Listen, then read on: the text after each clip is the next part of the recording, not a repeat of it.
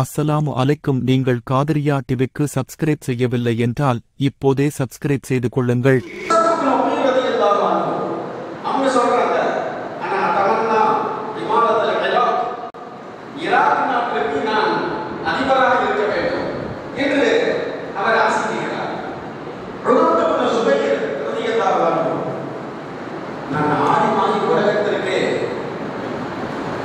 என்னுடைய கல்வி பயன்பட வேண்டும் என்று அவர் ஆசைப்படுகிறார். பின்னால் அந்த ஒரு தாமியை சொல்லி காட்டுகிறார்.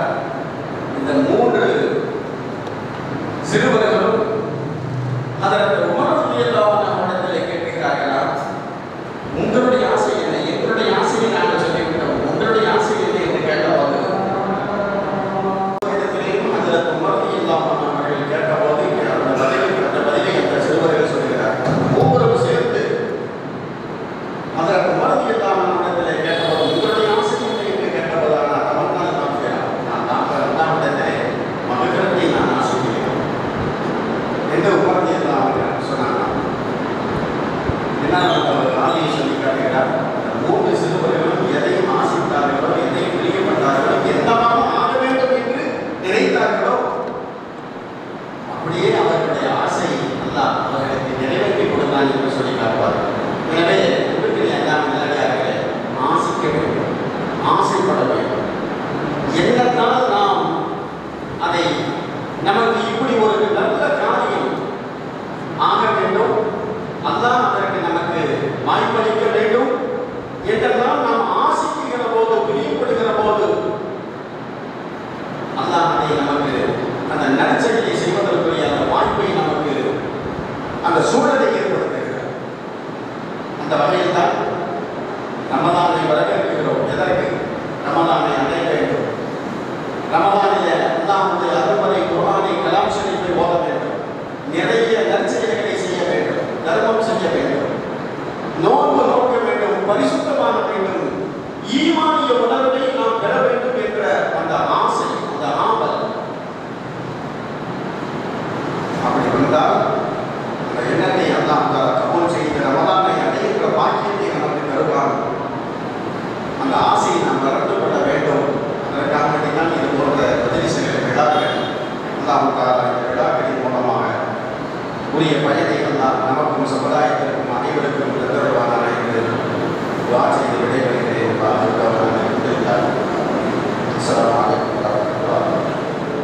அல்ஹம்துலில்லாஹ். துவக்கவுரையாற்றிய மஸ்ஜித் இமாம் அவர்களுக்கு ஜஸாக்கல்லாஹு கைரன்.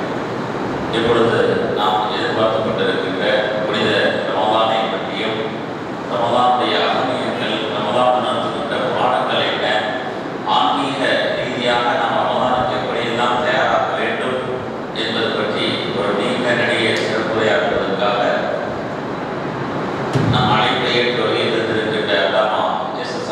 ஹதரத் அவர்களை இப்பொழுது நம்முடைய வட்டார சபையின் தலைவர் அவர்கள் பொன்னாடை போர்த்தி கௌரவிக்கிறார்கள்.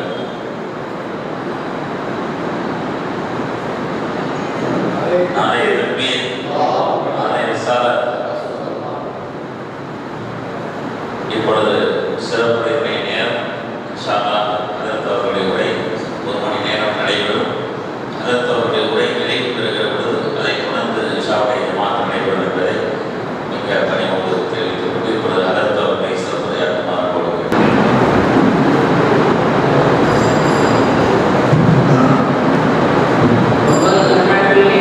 الحمد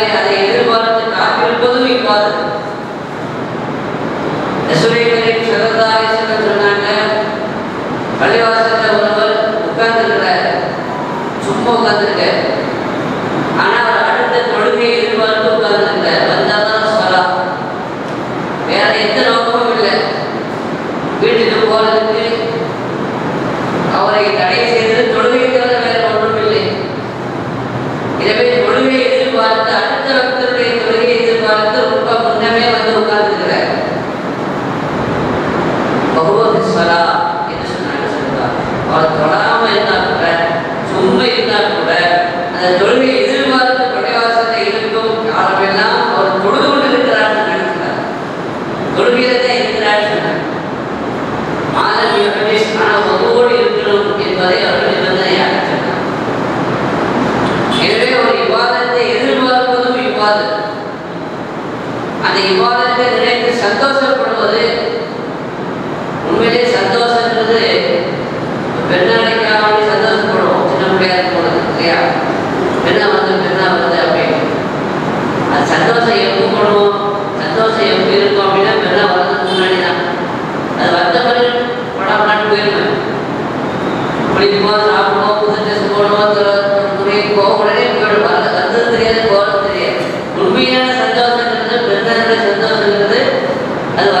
முன்னாடி தான். கல்யாணம் அப்படித்தானே, கல்யாணம் வரும்போது கல்யாணத்தை நினைச்சு சந்தோஷப்படுவோம். அதான் உண்மையான சந்தோஷம் இல்லையா? அதுக்கு பிறகு நாம் சந்தோஷப்படுகிறோம். அல்ல அந்த வாழ்க்கையை நம்ம ரசிப்பாக்குவோம். ஆக ஒரு மகிழ்ச்சி என்பது அது வருவதற்கு முன்பே அதை நினைத்து நாம் பெருமிதம் கொள்கிறோம், ஆனந்தம் அடைகிறோம் என்றால் ரமலானை எதிர்பார்த்து அது வருகிறது என்பதை நினைத்து சந்தோஷம் அடைவதற்கு என்ன இருக்குது? கல்யாணத்தை எதிர்பார்க்கணும், மாப்பிள்ளையாகனா நமக்கு தெரியும். கல்யாணம் வருது, நம்ம கல்யாணம் நடக்கும் போது அப்படின்னு நினைச்சு சந்தோஷப்படுறோம்னா அதுக்கு அர்த்தம் இருக்கு, புரியுது ஏன் அப்படின்னு. பெருநாள் வருகிறது என்பதை நினைத்து வருவதற்கு முன்னாடி நம்ம சந்தோஷம் அடைகிறோம் என்றால் புத்தாடை அடையலாம், பிரியாணி சாப்பிடலாம், நெய்ச்சோறு சாப்பிடலாம், இப்படி பல வகையான ஏதாவது பொதுவாகவே புத்தாண்டு அல்லது எந்த பண்டிகையாக இருந்தாலும் அது சந்தோஷப்படுவது கொண்டாடுறது சாப்பாடு தான் இல்லையா?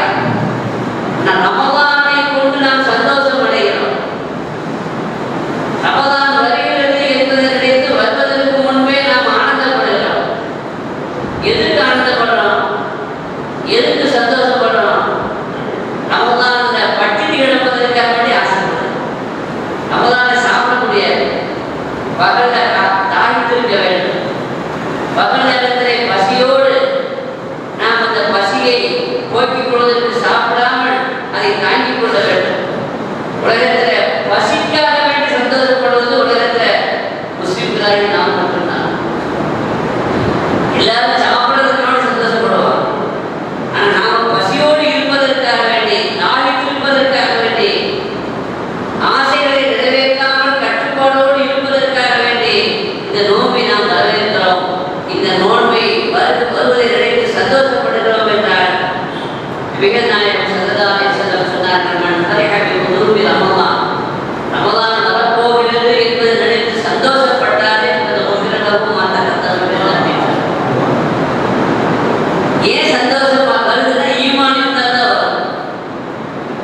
அவனுடைய உள்ளத்திலே ஈமான் இருந்தால் தான், ரமலானுடைய மகிமை இருந்தால் தான், ரமலானுடைய மாண்பு புரிந்தால் தான் அந்த ரமலான் வருவதற்கு முன்பாகவே அது வரப்போகிறது என்று சந்தோஷம் அடையும்.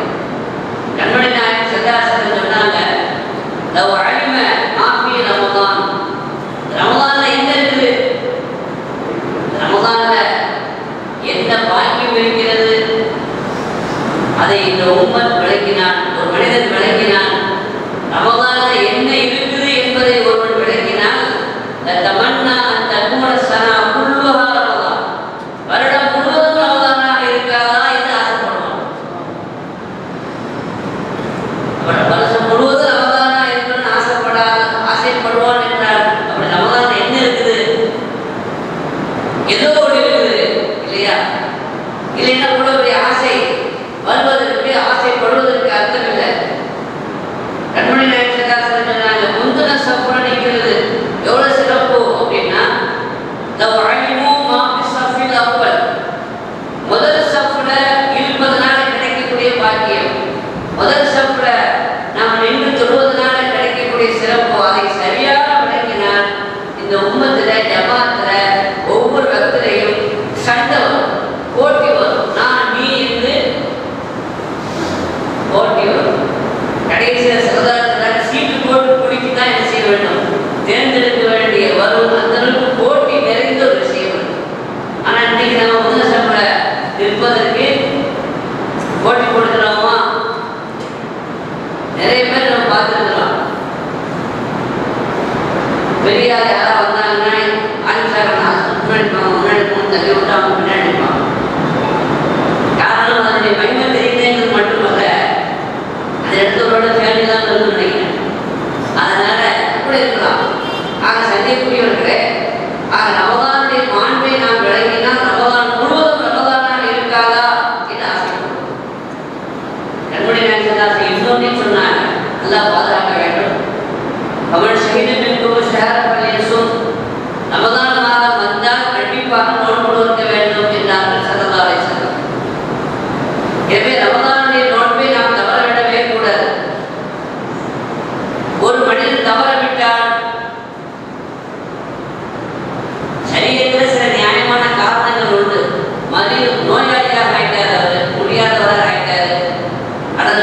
பயணத்தை யதார்த்தமா பயணத்துல மாட்டிட்டாரு. இது மாதிரியான சில காரணத்தினால நோன்பு தற்காலிகமாக விடுவதற்கு சில நியாயங்கள் உண்டு. அப்படி எந்த காரணமும் இல்லை. சரீரத்தில் அதை விடுவதற்கு எந்த காரணமும் இல்லை. எந்த காரணமும் இல்லாமல், எந்த நியாயமும் இல்லாமல் ஒருவர் ரமதான் நோன்பை விட்டால் அவர் என்ன செய்யணும்? அந்த ஒரு ரமதானை நோயின் காரணமாக அவர் நோன்பை விடுறாருன்னா நோய் குணமாக என்ன செய்யணும்? கவா செய்யணும். பயணத்தில் இருந்த காரணத்தினால ஏதாவது ஒரு நோன்பை விட்டார், 2 நோன்பை விட்டார்னா விட்ட நோன்பை என்ன செய்யணும்? பயணத்தில் திரும்பிய பிறகு கவா செய்யணும். கண்மணி நேரத்தில் சொல்றாங்க, நீங்க ரமதானுடைய நோன்பை எந்த காரணமும் இல்லாம, பயணம் ஒரு காரணம், நோய்க்கு ஒரு காரணம், காரணமே இல்லாம விடவே கூடாது. விட்டால் மிகப்பெரிய குற்றம். அப்படி ஒருவர் தவறு செய்து விட்டான் என்றால் ரமதானுடைய மாதம் வந்து எந்த காரணமும் இல்லாமல் அவன் அந்த நோன்பை விட்டால் அவனும் கலா செய்ய வேண்டும். அப்படி கலா செய்தால் சொல்றாங்க, ஒரு நோன்பு விட்டதற்காக வேண்டி நீங்க 11 மாசம் ரமதானுக்கு பிறகு 11 மாசம் தொடர்ந்து நோன்பு வைத்தா கூட அந்த ரமதானுடைய ஒரு நாளுக்கு அது ஈடாகாது என்றார்கள் கண்மணி. அப்படின்னு ரமதான்ல என்ன இருக்குது? இதில் இருக்கக்கூடிய சிறப்பு என்ன, இருக்கக்கூடிய மாண்பு என்ன என்பதை இந்த உம்மத் விளங்கிக் கொள்ள வேண்டும். இந்த உம்மத் சரியாக புரிந்து கொள்ள வேண்டும். அத்தகைய ரமதானுடைய மாதத்தை எதிர்பார்த்து அதை வரவேற்பதற்காக இங்கே நாம் கூடியிருக்கிறோம். சங்கைப்பிடி பெருமக்களை, அல்லாஹ்வும் ரமதானுக்காக வேண்டி நம்மை தயார்படுத்துவதற்காக வேண்டி அவனும் வரவேற்பு நடத்துகிறான். ரமதானை அல்லாஹ்வும் வரவேற்கிறான். எப்படி அல்லாஹ் ரமதானை வரவேற்கிறான்? இதா தகர ரமதான் கால ரசூலுல்லாஹி ஸல்லல்லாஹு அலைஹி வஸல்லம் ரமதான் வந்து விட்டால் துக்கிஹத அப்வாபுல் ஜன்னah, அல்லாஹ் சொர்க்கத்தினுடைய எல்லா கதவுகளையும் திறந்து விடுகிறான். அதை அடைந்திருக்கின்றான். சொர்க்கம் அடைந்திருக்கப்படுகிறது. சொர்க்க வாசல் திறக்கப்படுகிறது. அல்லாஹ் ரமதானை வரவேற்கிற விதம் உள்ளிட்ட அப்வாபு ஜஹன்னம், நரகத்தினுடைய வாசல்கள் இழுத்து மூடப்படுகிறது. ஷைத்தான்கள் விலங்கிடப்படுகிறார்கள். இப்படியெல்லாம் இந்த ரமதானை அல்லாஹ் வரவேற்று அதற்காக வேண்டி கண்ணியம் செய்யக்கூடிய ஒரு நிலையில் இந்த ரமதானுடைய மாதம். சங்கைக்குடி பெருமக்களே, சஹாபாக்கள் எப்படி ரமதானை வரவேற்றார்கள்? சையதுனா உமர் இப்னு கத்தாப் ரலியல்லாஹு அன்ஹு அவர்கள் காலத்தில் சையதுனா அலி இப்னு அபீ தாலிப் ரலியல்லாஹு அன்ஹு அவர்கள் பள்ளிவாசலுக்கு மஸ்ஜித் நபவிக்கு வருகிறார்கள். மஸ்ஜித் நபவிக்கு வருகிற பொழுது மஸ்ஜித் நபவியை பார்க்கிறாங்க. அன்றைய தினம் ரமதானுடைய தலைப்புரை காணப்பட்ட அந்த இரவில மஸ்ஜித் நபவியை ஹஜ்ரத் உமர் இப்னு கத்தாப் ரலியல்லாஹு அன்ஹு விளக்குகளால் அலங்கரித்திருக்கிறார். நிறைய விளக்குகள் இட்டு கூடுதல் வழக்கிற்கு மாற்றமாக அதிகமான விளக்குகள் போட்டு அந்த மஸ்ஜித் நபவி நப்பரல் மஸ்ஜித் நபவி விளக்குகளை கொண்டு பள்ளிவாசலை ஒளிமயமாக்கினார்கள். ஹஜ்ரத் உமர் இப்னு கத்தாப் ரலியல்லாஹு அன்ஹு இந்த ஒரு அற்புதமான ரம்மியமான காட்சியை பார்க்கிறார்கள். சையதுனா அலி இப்னு அபீ தாலிப் அடுத்து ஒரு ஏற்பாடு செய்தார்கள். தராவீஹ் தொழுகைக்கு ஒரு சிறந்த ஏற்பாடு. உபய் இப்னு கஅப் ரலியல்லாஹு அன்ஹு தலைமையில தராவீஹ்க்காக அவங்க இமாமாக நியமித்து ஒரு பக்கம் குர்ஆனை ஹயாத்தாக்குற விதத்தில் திலாவத்துல் குர்ஆனை கொண்டு பள்ளிவாசலை அலங்கரித்தார். லைட் ஜோடனை கொண்டு பள்ளிவாசலை அலங்கரித்தார்கள். தராவீஹ் தொழுகைக்கு உண்டான ஏற்பாடு தனி ஒரு இமாம். சாதாரணமாக கலீஃபாக்களுடைய ஆட்சி காலத்தில் ஒவ்வொரு வக்துக்கு இமாமாக நின்று தொழுவைக்கிறது யாருன்னா அமீருல் முஃமினீன் தான். கலீஃபாக்கள் தான் தொழுவாங்க, வேற தனி இமாம் கிடையாது.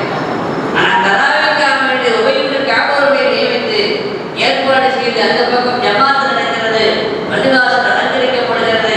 இதையெல்லாம் பார்த்து சந்தோஷப்பட்டு ஆங்கிலம் அடைந்து சையதுனா அலி இப்னு அபீ தாலிப் சொன்னார்கள், நப்பல் அல்லாஹு வபரக யா அமீருல் முஃமினீன் கமா நவ்வர்தல் மஸ்ஜித் நபவி பில் குர்ஆன். குர்ஆனை கொண்டு ஒளிமயமாக்கிறீர்கள் பள்ளிவாசலை, விளக்குகளால் பள்ளிவாசலை ஜொலிக்க வைத்தீர்கள். அல்லாஹ்வுடைய கபரை வெளிச்சமாக்குவானாக, அல்லாஹ்வுடைய கபரை பிரகாசமாக்குவானாக. எனவே பள்ளிவாசல்கள் லைட் போடுறது அது ஒரு தினம் வரவேற்பு தான். ரமதான் கத்திரிச்சு காட்டுறது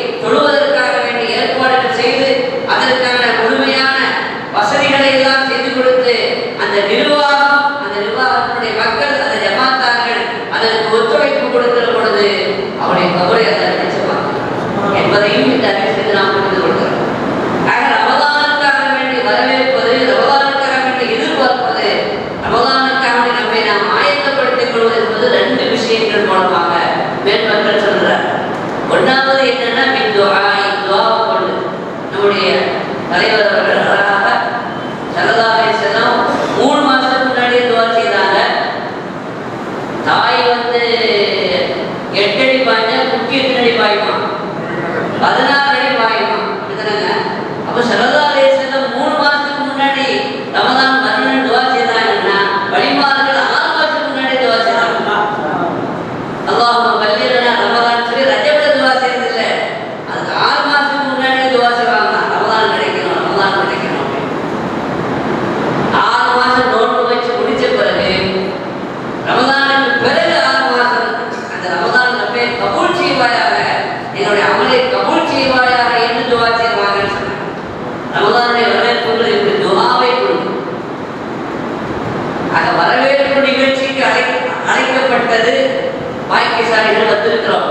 ஆனால் ரமதான் நோன்பு வைக்க வேண்டும் என்று அழைப்பு கொடுக்கப்பட்டிருக்கிறது.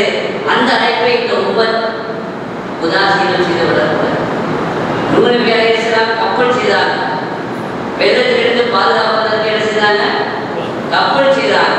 கப்பல் செய்து அந்த கப்பலை வந்து ஏறுங்கன்னு சொல்லிட்டு ஹயவான்களை உயிரினங்களுக்கு அழைப்பு கொடுத்தாங்க. எல்லா உயிரினங்களுக்கும் என்ன செய்தாங்க? யானை முதல் எலி வரைக்கும் எல்லா உயிரினங்களுக்கும் அழைப்பு கொடுத்தாங்க, கப்பலை ஏறிக்கங்க அப்படின்னு. எத்தனை தடவை அழைப்பு கொடுத்தாங்க? எத்தனை தடவை அழைப்பு கொடுத்தாங்க? ஹைவான்களுக்கு நூஹ் அலைஹிஸ்ஸலாம் கப்பலை ஏறி கொள்ளுங்கன்னு அழைப்பு கொடுத்தாங்க. எத்தனை தடவை அழைப்பு கொடுத்தாங்கன்னு? ஒரே ஒரு தடவை தான் அழைப்பு கொடுத்தாங்க, ஏறிக்கங்க அப்படின்னு. ஒரு தடவை அழைப்பு கொடுத்தாங்க நூஹ் நபி அலைஹிஸ்ஸலாம், உடனே எல்லா ஹைவான் வந்து கப்பலை ஏறிச்சு. ஆனா 950 வருஷம் இந்த உம்மத்தை அழைச்சாங்க, மனிதர்கள் அழைச்சாங்க. எல்லாரும் முழுகினாமல பரவாயில்ல, கப்பலை ஏற மாட்டேன்ட்டாங்க. இதுதான் மனிதர்களுக்கும் ஹைவானுக்கும் வித்தியாசம். யாரு ஹைவான ஆயிட்டாங்கிறது நம்ம வளர்க்கணும். ஒரு நபியினுடைய அழைப்பை ஏற்றுக்கொண்ட அந்த ஹைவான்கள் எங்கே 950 வருஷம் வாங்கப்பான்னு சொல்லி அழைத்த பொழுதும் அந்த மக்கள் உதாசீனம் செய்தார்களே, அந்த மக்கள் எங்கே? மிருகத்துக்கு கூட சத்தியத்திற்கு கட்டுப்படுகிற ஒரு நியதி இருந்தது. ஆப்பிரிக்கா நாடுகள்ல வெயில் காலங்கள்ல எந்த அளவுக்கு அந்த வெயிலுடைய கடுமை இருக்கும் என்றால் சொல்கிறார்கள், சரி பல நீர்நிலைகள் வற்றி விடுமா, சுத்தமா நீரே இருக்காது. குறிப்பிட்ட சில இடங்கள்ல உள்ள நீர்நிலைகள் மட்டும்தான் இருக்கும். அந்த நீர்நிலைய சிங்கம் வந்து பாதுகாக்கும். காட்டினுடைய ராஜா சிங்கம் வந்து என்ன செய்யும்? பாதுகாக்கும். எதுக்கு பாதுகாக்க? இருக்கிறது இந்த நீர்நிலை தான். அந்த தண்ணீரை வேற யாரும் எடுத்துக்கொள்ளக்கூடாது என்பதற்கு அவனை பாதுகாக்கும். அந்த நீர்நிலையை தேடி வந்து குடிப்பதற்கு யானை வரும், விரட்டி விடும். யாரு? மான் வரும், விரட்டி விடும். ஏன் அப்படின்னா நாம் இன்னொன்று கவனிக்கணும். மான் வருகிற பொழுது விரட்டி விடுகிறது, யானை வருகிற பொழுது விரட்டி விடுகிறது. ஆனா அந்த நேரத்தில் மானை என்ன செய்வதில்லை? சாப்பிடுவதில்லை, வேட்டையாடுவதில்லை. யானையை வேட்டையாடுவதில்லை. காரணம் என்னவென்றால் அப்போதைக்கு அதனுடைய பணி என்னன்னா அந்த தண்ணீரை பாதுகாக்கிறது தான். ஒரு சத்தியத்துக்கு கட்டுப்பட்ட ஹைவான்கள் இருக்கிறது. சிங்கம் இருக்கிறது, அது பசி எடுத்தால் தான் வேட்டையாடுமா. பசி இல்லைன்னு என்ன செய்யலாம்? வேட்டையாட. அதுவும் தன்னை விட பெரிய ஹைவானை தான் வேட்டையாடும். எலி மாதிரி சின்ன ஹைவான்கள் என்ன செய்யறதில்லை. அதனால எலி வந்து சத்தமே சிங்கத்துக்கு மேலே ஏறி விளையாடணும், அது ஒன்று தெரிஞ்சிருக்கு. ஆனால் சிங்கத்திற்கு கூட ஹைவானுக்கு கூட சில கட்டுப்பாடுகள் இருக்குது. சத்தியத்திற்கு கட்டுப்பட வேண்டும் என்ற அந்த உணர்வு இருக்கிறது. ஆனால் மனித சமூகத்திற்கு சத்தியத்திற்கு கட்டுப்பட வேண்டும், அல்லாஹ் ரசூலுக்கு கட்டுப்பட வேண்டும் அந்த உணர்வு மங்கிக் கொண்டே இருக்கிறது, குறைந்து கொண்டே வருகிறது. அல்லாஹ் பாதுகாப்பான சங்கைக்குரிய பெருமக்களே. ஆக குமாரன் ஸல்லல்லாஹு அலைஹி வஸல்லம் இந்த ரமதானை வரவேற்று, ஹைவான் சஹாபாக்கள் வரவேற்று, நாதாக்கள் வரவேற்று, வருவதற்கு முன்பாகவே அதற்காக தயாராகி ஆயத்தமாகி இந்த உம்மத்தை அதற்காக தயார்படுத்தினார்கள். நாம் அந்த ரமதானை இன்னும் சில நாட்களில் சந்திக்க இருக்கிறோம், இன்னும் சில தினங்களில் அடைய இருக்கிறோம். அந்த ரமதானை நாம் கண்ணியப்படுத்த வேண்டும். ரமதானுடைய வரவேற்பு வந்தது ஒண்ணு, இது ரமதானுக்கு தெரியும். ஒரு தலைவர் வர்றாருன்னா அந்த தலைவரை வரவேற்கிறதுக்கு எவ்வளவு கூட்டம் கூட இருக்கிறது அவர் தலைவர் பார்க்கறாங்க. என்ன வரவேற்கிறதுக்கு யாரெல்லாம் வந்திருக்கிறாங்க, கட்சி நிர்வாகிகள் யாரெல்லாம் வந்திருக்கிறா, தொண்டர்கள் எத்தனை பேர் வந்திருக்கிறாங்க, அப்ப அந்த ஊருடைய தொண்டர்கள் எத்தனை பேரை இந்த நிர்வாகிகள் கூட்டி இருக்கிறாங்க, எல்லாம் யாரும் தெரியுது. அதே மாதிரி ரமதான்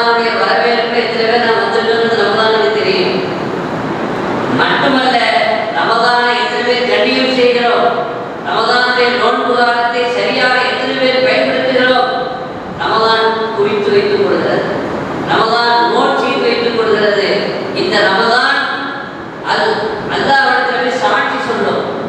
யா அல்லாஹ், யார் யார் என்னை கண்ணியப்படுத்தினார்கள், யார் யார் என்னை உதாசீனம் செய்தார்கள் என்று ரமதான் சாட்சி சொல்லும். எனவேதான் பெருமக்கள் துஆ செய்வார்கள், அல்லாஹும்ம ஜஅல் ஹாதா ஷஹர் அல்-அஸீம் ஷாஹிதன் லனா வலா ஷாஹிதன் அலைனா. யா அல்லாஹ், இந்த ரமதானை எங்களுக்கு சாதகமாக சாட்சி சொல்லக்கூடியதாக நீ ஆக்கு, எங்களுக்கு எதிராக பாதகமான முறையில் சாட்சி சொல்லக்கூடியதாக ஆக்கிவிடாதே. வஜஅலு ஹுஜ்ஜத்தன் லனா வலா ஹுஜ்ஜத்தன் அலைனா, எங்களுக்கு ஆதாரமாக இதை ஆக்கு, எங்களுக்கு எதிரான ஆதாரமாக அதை ஆக்கிவிடாதே என்று துஆ செய்வார்கள் என்றால் ரமதானுக்கு உயிர் இருக்கிறது. அந்த ரமதான் நமக்காக வேண்டி பரிந்துரை செய்யும். அல் குர்ஆன் வ ஸியாமு யஷ்ஃபஅனி கால ரசூலுல்லாஹி. எனவே அந்த ரமதான் அல்லாஹ்விடத்தில் சாட்சி சொல்லும். அத்தகைய ரமதானை நாம் எதிர்பார்த்து காத்திருக்கிறோம். இந்த ரமதானுடைய பயன்பாடு, இந்த ரமதானுடைய பிரயோஜனம், இந்த ரமதானால் கிடைக்கக்கூடிய ஃபாயிதாக்கள் என்ன என்பதை நிறைய நாம் சொல்லலாம். அதாவது நன்முறை நாயகம் ஸல்லல்லாஹு அலைஹி வஸல்லம் சொன்னாங்க, சோமு தஸஹூன்னு சொன்னாங்க. நோன்பு வைங்க, ஆரோக்கியம் பெறுங்கன்னு சொன்னாங்க. நோன்பு வைப்பதனால உடலுக்கு மட்டுமல்ல ஆரோக்கியம், நோன்பு வைப்பதனால ஆத்மாவிற்கும் ஆரோக்கியம் கிடைக்கிறது, உடலுக்கும் ஆரோக்கியம் கிடைக்கிறது, ஆத்மாவிற்கும் ஆரோக்கியம் கிடைக்கிறது. மனிதன் என்பவன் 3 அம்சங்களுக்கு கூட்டமைப்பு. இந்த உடல் என்று ஒன்று இருக்கிறது, அதற்கு பிறகு மனசு என்று ஒன்று இருக்கிறது, அறிவு என்று ஒன்று இருக்கிறது. இந்த 3னுடைய கூட்டமைப்பு தான் யாரு? மனுஷன். உடல் அதே மாதிரி மனசு ரெண்டும் சரியா இருக்குது. அக்கல் புத்தி சரியில்லைன்னா அவனுக்கு எத்தனை பேரு? அவனுக்கு என்ன பேரு? மெண்டல். ஒருத்தருக்கு உடம்பு சரியா இருக்குது, புத்தியும் சரியா இருக்குது, ஆனா மனசு சரியா இல்லை, மனசு சீராக இல்லை, அவனுக்கு பேரு சைக்கோ இல்லையா? ஒரு மனிதனுக்கு அக்கலும் சரியா இருக்குது, புத்தியும் சரியா இருக்குது, மனசும் சரியா இருக்குது, உடல் சரியாக இல்லை, அப்ப அவனுக்கு என்ன பேரு? பேஷண்ட், நோயாளி. எனவே 3மே சரியா இருக்கணும், 3மே சீராக இருக்கணும். உடலுடைய அமைப்பெல்லாம் எப்படி ஏற்படுத்தியிருக்கிறான்னா, எல்லாமே மனசு ஆசைப்படும், ஆனாலும் கூட செய்ய வேண்டுமா வேண்டாமாங்கிறது அக்கல் தீர்மானிக்கும். அக்கலுடைய உத்தரவு கேட்டுதான் உடல் உறுப்புகள் செயல்படுகிறது. ஒவ்வொரு கட்டத்திலும் புத்திக்கும் மனசுக்கும் நப்சுக்கும் ஒரு போராட்டமே நடைபெறும். ஆசைப்படுவதை எல்லாம் செய்ய வேண்டும் என்று மனசு என்ன செய்து விரும்புது. ஆனா அக்கல் சொல்றது அதை செய்யாத, தப்பு, இது கேடு என்பதை அக்கல் என்ன செய்யும். இப்ப அக்கலுக்கும் மனசுக்கும் இடையே நடக்கிற போராட்டத்துல யார் ஜெயிக்கிறா அப்படிங்கிறத கோணித்துத்தான் இவன் மனிதனாக ஆகுவதும் மிருகமாக ஆகும். நப்சுடைய மனசுடைய ஆசைப்பட்டதை எல்லாம் அறிவு தடுக்கிறது, செய்யாதே என்று தடுக்கிறது. தடுத்தும் கூட அவன் செய்கிறான் என்றால் அவன் யார் ஜெயித்து விடுகிறார்? நப்சு ஜெயித்து விடுகிறது, அக்கல் அங்கே தோற்று விடுகிறது. நப்சு ஆசைப்பட்டாலும் கூட, அலங்கரித்து காட்டினாலும் கூட அக்கல் சொல்கிறது தப்பு, இது ஹராம், இது தடுக்கப்பட்டது, இதனால பல்வேறு வகையான பாதிப்புகள் கேடுகள் வரும் என்று சொல்லும் பொழுது அக்கலுடைய சொல்லுக்கு மதிப்பு கொடுத்து நாம் அதை விட்டு விலகினால், அக்கல் ஜெயித்து விட்டால் அங்கே ஈமான் வெற்றி பெற்றோம். அவன் தான் முழுமையான மனிதன். சங்கைக்குரிய பெருமக்களே, இங்கே நாம் சிந்திக்க வேண்டும். நோன்பு என்ன செய்கிறது? அக்கலை சீர்படுத்துகிறது. நோன்பு காலத்தில் தாகமா இருக்குது, ஆசையா இருக்கு, தண்ணி குடிக்கணும், பசி எடுக்குது, சாப்பிடணும் அப்படின்னு ஆசை வருது. வீட்டில் யாருமே இல்லை, தனியாக இருக்கிறான் இல்லையா? ஃப்ரிட்ஜில் தண்ணி இருக்குது, ஊர்வாட்டர் இருக்குது, எடுத்து குடிச்சா கூட யாரும் என்ன செய்ய போறதில்லை, தெரிய போறதில்லை. ஆனாலும் என்ன செய்யறதில்லை, யாருமே குளிக்கிறது இல்லை. சாப்பாடு வீட்டில் இருக்குது, எடுத்து சாப்பிட முடியும், அல்லது வெறும் ரொம்ப தூரத்துக்கு போயிட்டாரு, தெரிஞ்சவங்க யாருமே இல்லாத இடம், அங்கே போய் சாப்பிட்டா கூட யாரும் என்ன செய்ய போறதில்லை, ஆனாலும் சாப்பிட்றதில்லை. ஏன் சாப்பிட்றதில்லை? தெரிஞ்சவங்க இல்லாட்டாலும், தெரிஞ்சவங்க பார்க்காவிட்டாலும் யார் பார்க்குறா அப்படின்னு சொல்றது அல்லாஹ் பார்த்து கொண்டு இருக்கிறான். அல்லாஹ் பார்த்து கொண்டு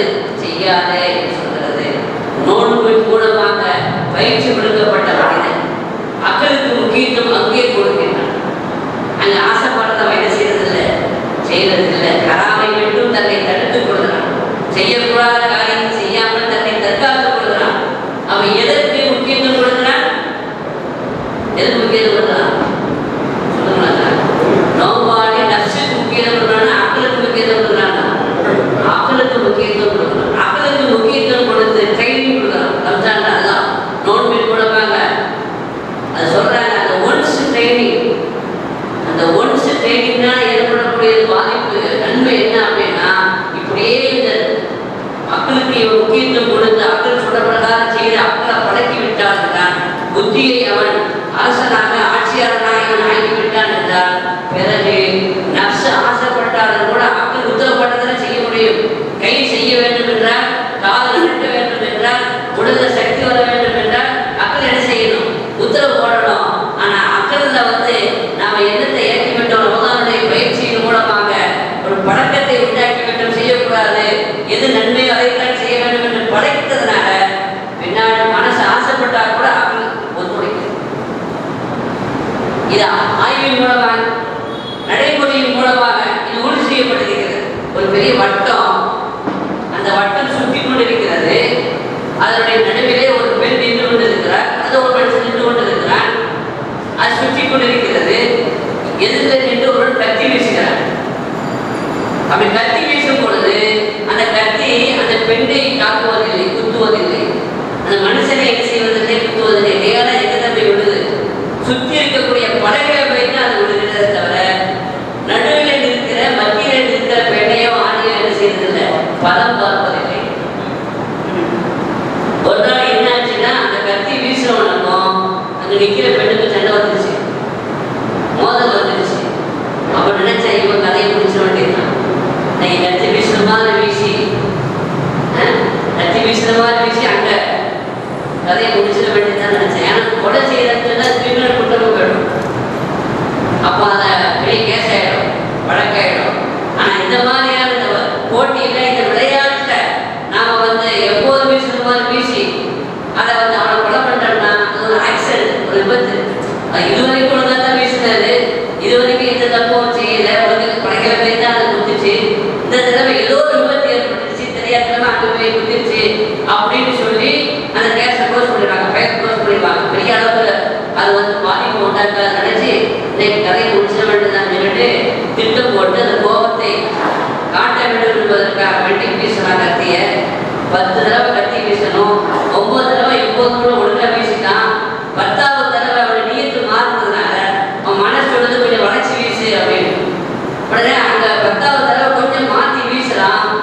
ஆனா ஆச்சரியம் என்னன்னா, 10வது தடவையும் அது பலகையில தான் குத்திச்சே தவிர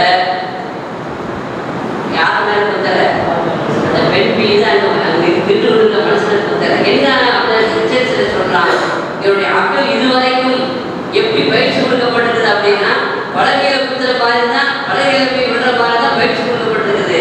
அப்படியே பழகின காரணத்தினால இவன் மனசு சொல்றது, ஆசைப்படுது அப்படி செய்யாதேன்னு. ஆனா அக்கள் பயிற்சியில அது பழகிறதுனால அது சொல்றது நான் பழகிறதான் விடுவேன்னு சொல்லி அக்கள் அங்கே வெற்றி பெற்று விட்டது. அந்த அக்கள் வெற்றி பெறுவதற்குண்டான அந்த பயிற்சியை இந்த ரமதானுடைய நோன்பு மனசே ஆசைப்பட்டாலும் கூட பின்னாடி பாவம் செய்யணும் அப்படிங்கிற ஆசை வந்தா கூட அக்கள் அது இடம் கொடுக்காது.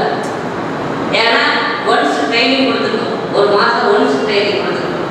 அந்த ட்ரைனிங்கின் மூலமாக அது நல்லதை மட்டும்தான் செய்யும், உத்தரவிடும், பாவத்தை செய்யாது.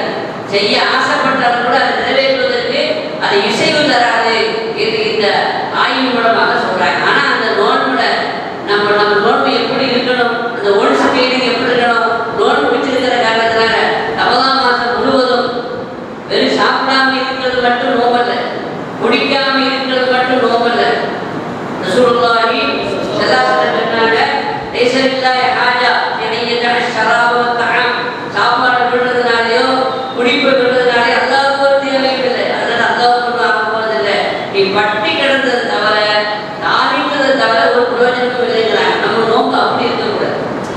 நோன்பு என்று சொன்னால் 3 வகையான நோன்பு இருக்குது. ஒண்ணு சாப்பிடாம இருக்கிறது, குடிக்காம இருக்கிறது, ஆசைப்படாம செய்யக்கூடாத காரியம் செய்யாம இருக்கிறது. இது அடிப்படையான நோன்பு. ஆனா மற்ற எல்லாம் செய்திருக்கீங்கன்னு வச்சுருக்க நல்லா பாதுகாக்கணும். நோன்பு நிறைவேறிவிடும் என்றாலும் கூட நோன்புடைய பிரயோஜனம் வெளிப்படாது. இன்னொரு வகையான நோன்பு இருக்கிறது, அதனை கண்ணுக்கும் நோன்பு இருக்கிறது, காதுக்கும் நோன்பு இருக்கிறது, உடல் உறுப்புகள் அனைத்துக்கும் நோன்பு இருக்கிறது. செய்யக்கூடாத காரியங்களை செய்யாமல் அதை நாம் பழக்கி வைத்திருக்கிறோம், அதை நாம் பாதுகாத்து வைத்திருக்கிறோம். இதுதான் காசு, அதாவது தக்வா உள்ளவருடைய நோன்பு என்று சொல்கிறார்.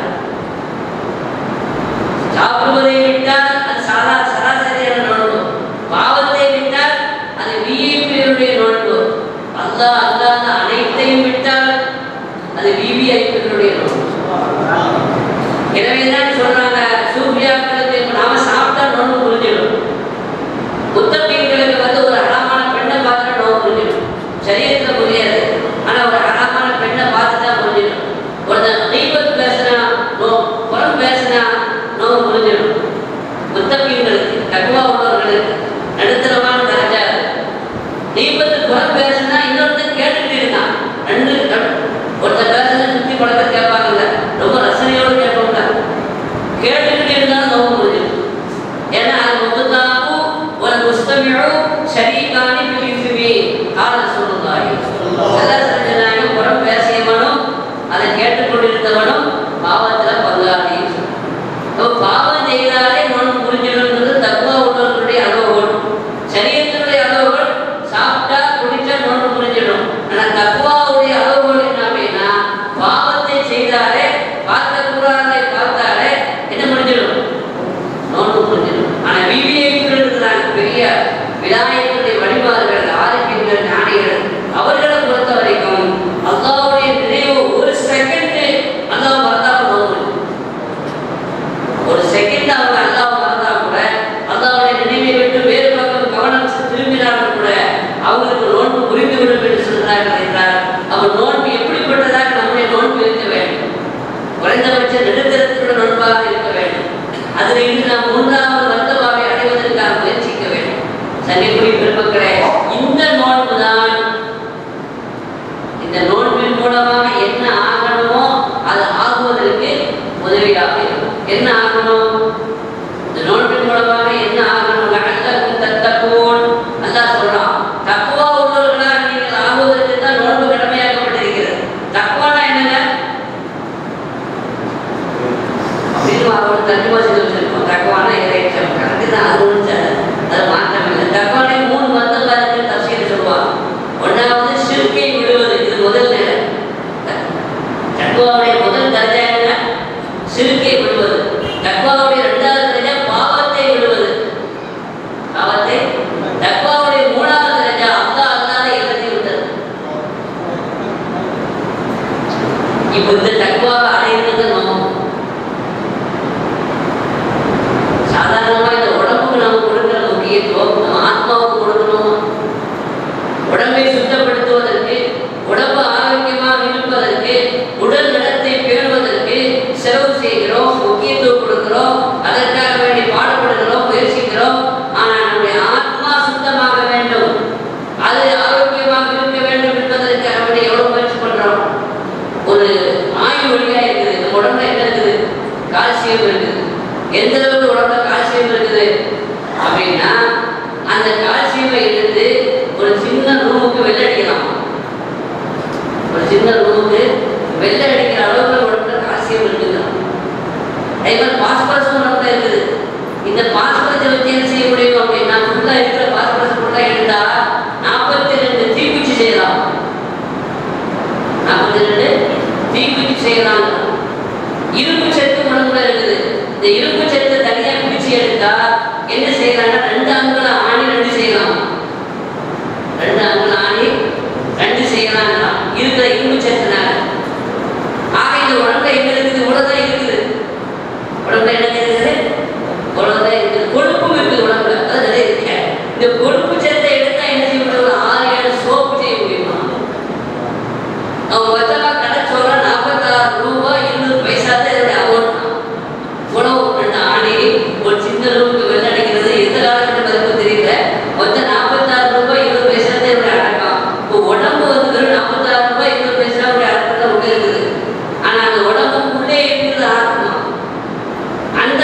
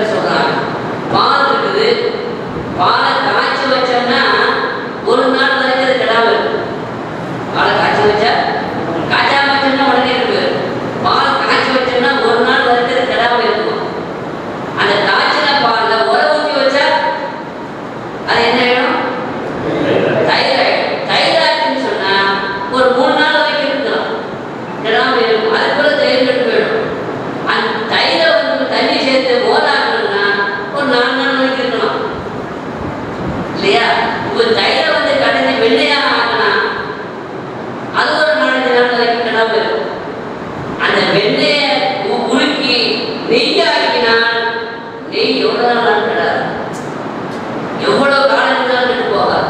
கேரளாவில் 400 வருஷத்துக்கு முன்னாடி உள்ள நெய்யை 500 வருஷத்துக்கு முன்னாடி உள்ள நெய்யை எடுத்து மொச்சி இருக்கிறாங்க.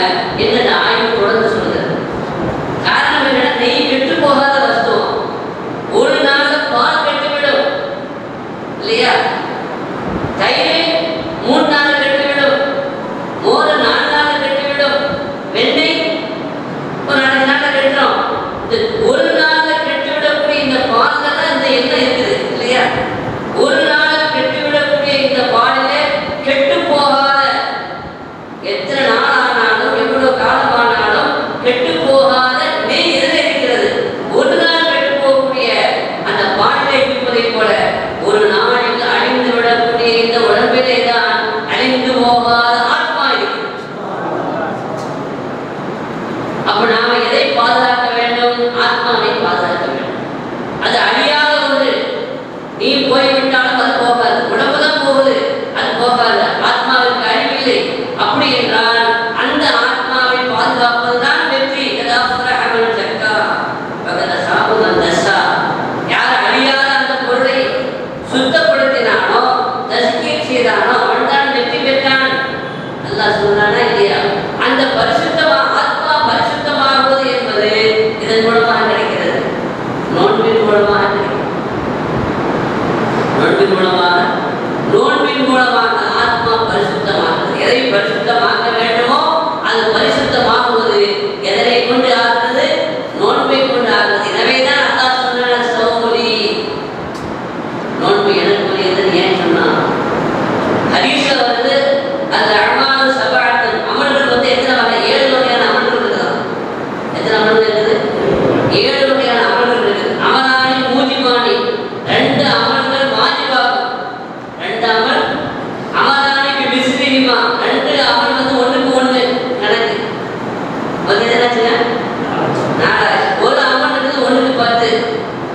என்னாச்சு? ஒரு அமல் இருக்குது 1க்கு 70, 200. இன்னொரு அமல் இருக்குது, அந்த அமல் அதுக்கு என்ன கூலி, அதனுடைய பெர்சன்டேஜ், விதாச்சாரம் என்னங்கிறது அல்லாஹ்வை தவிர யாருக்கும் தெரியாது. 2 அமல் மூஜிபானி வாஜிபாக்கும். ஒரு அமல் சொர்க்கத்தை வாஜிபாக்கும், இன்னொரு அமல் நரகத்தை வாஜிபாக்கும். சொர்க்கத்தை வாஜிபாக்கக்கூடிய அமல் தௌஹீத் ஈமான், நரகத்தை வாஜிபாக்கக்கூடிய அமல் ஷிர்க் குஃப்ர். விஸ்ரிஹிமா, 1க்கு 1. ஒருத்தர் பாவம் செய்யணும்னு நினைச்சான், ஒரு பாவம் செய்யணும்னு ஒரு ஆசைப்பட்டா நினைச்சான், ஆனா இதை செய்யல. நினைச்சு ஆசைப்பட்டு செய்யாம இருந்ததற்காவது ஒரு நன்மை எல்லாம் கொடுப்பான். 1க்கு 1 செய்யாம இருந்தது. அதே மாதிரி ஒரு நன்மையை செய்யணும்னு ஆசைப்பட்டான், ஒரு நன்மையை செய்யணும் ஆனா செய்யல. நன்மை செய்யணும்னு ஆசைப்பட்டான், ஆசைப்பட்டதற்காக செய்யட்டா கூட 1க்கு 1 கொடுத்துருவான். இதான் 1க்கு 1. இன்னொன்று இருக்குது 1க்கு 10. 1க்கு 10. மஞ்சாபி ஹசனத்தின் மஞ்சாபி ஹசனத்தின் பலவோ அசுர அம்சாலியா. நன்மையான ஒரு காரியத்தை ஒரு செயலை செய்தால் அது மாதிரி 10 மடங்கு நன்மை கிடைக்கும் என்று அல்லாஹ் குர்ஆன்ல சொல்றான். 2 ரக்காத் தொழுதா அது 2 ரக்காத்துல அல்லாஹ்வுடைய மதிப்பீட்டுல 20 ரக்காத். இதுதானே? ஒரு குர்ஆன் நீங்க ஓதுனீங்கன்னு சொன்னா அது ஒரு குர்ஆன் இல்ல, 10 குர்ஆன். ஒரு தஸ்பீஹ் சுப்ஹானல்லாஹ் ஒரு தஸ்பீஹ் சொன்னீங்கன்னா அது ஒரு தடவை இல்ல, எத்தனை தடவை? 33 குறைச்சலாக. அதனால அந்த இன்னைக்கு வேற சவாபு அல்லாஹ்வுடைய மதிப்பீட்டுடைய அளவு அஷ்ர அம்சாலியா 1க்கு 10. அப்புறம் என்ன இருக்குது? 1க்கு 70. அப்படி ஒரு அமல் இருக்குது, அது தர்மம், சதகா. ஜகாத் தர்மம் செய்தால் அதனுடைய கூலி என்ன, சவாபு என்ன? 1க்கு 70, 200. அசல் சொன்னாங்க நம்ம தலைவர் சொன்னாங்க, அல்லாஹ் நினைச்சா நாளைகளுக்கு 1 மடங்கு அதிகமாக 70, 200 ஆகும், 7000 ஆகும், 20000 ஆகும், 7 லட்சம் ஆகும், 20 லட்சம் ஆகும். அவருடைய இஹ்லாஸை பொறுத்து, அவருடைய கல்வியில் இருக்கிற ஈமானை பொறுத்து, சூழ்நிலையை பொறுத்து எல்லாரும் செய்வதும் ஒரே மாதிரி அல்ல. ஒரு ஏழை 1 ரூபா கொடுக்கறது, ஒரு பணக்கார 1 ரூபா கொடுக்கறது ஒண்ணா? 2 ஒண்ணு இல்லை, வித்தியாசம் இல்லை.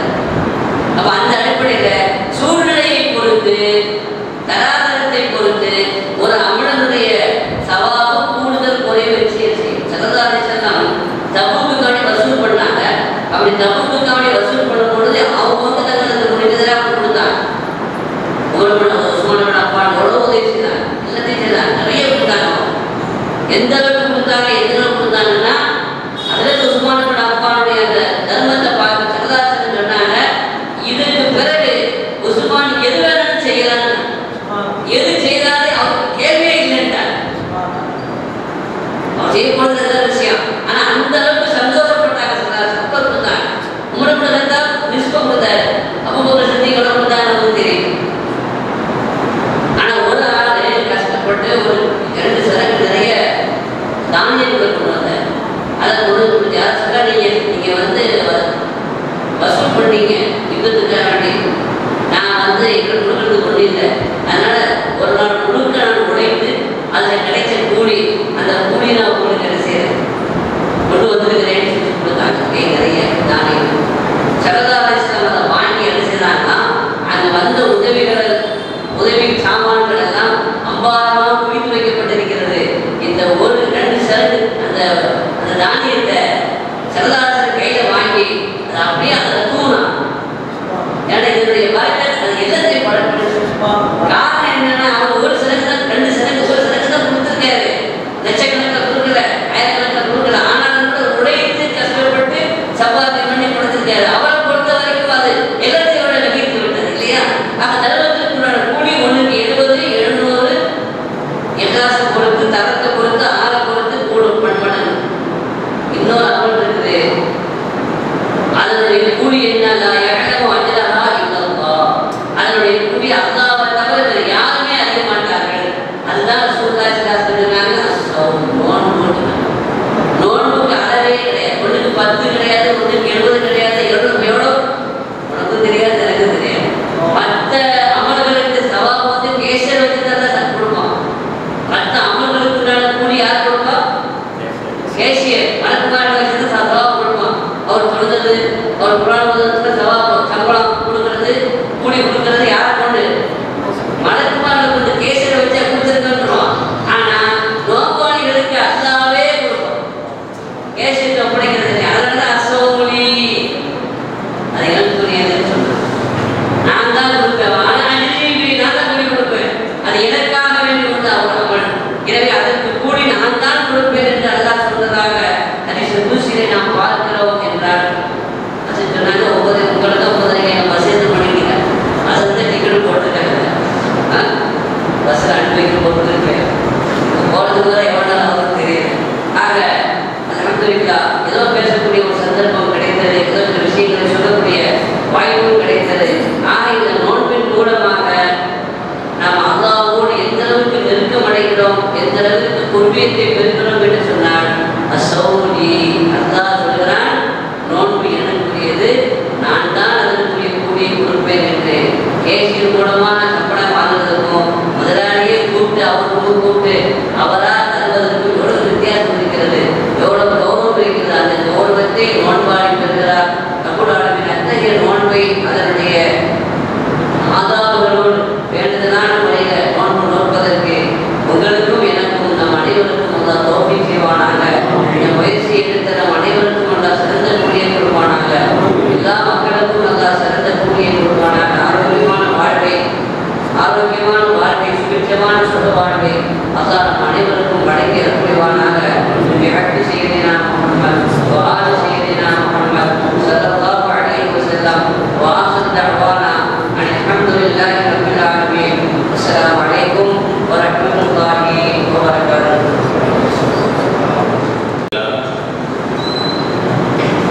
ஆரம்பத்திலே கூட்டம் குறைவாக இருந்தால் அவர்களுடைய பேச்சுக்காக உலமாக்கள் பலரும் இங்கே வருகிறார்கள். அதற்கு அவர்கள் ஒரு காலத்தில் சென்னையில் ரமதானுடைய விழாக்களாக இருந்தாலும் மீனான விழாக்களாக இருந்தாலும் அதற்கு அவர்களுடைய பயான் தான் ரொம்ப ஹைலைட்டாக இருக்கும்.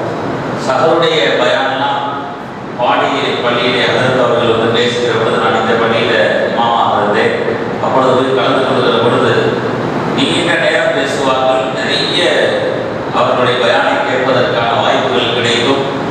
கூட்டம் நிறைய வரும் அந்த மஸ்ஜிதிலாம். அதெல்லாம் பார்த்துட்டு இங்கே வந்து அதற்கு அவர்கள் பேசுகிற பொழுது அந்த கூட்டம் குறைவாக இருந்தது உண்மையிலேயே ரொம்ப மன குறையாகத்தான் தெரிகிறது.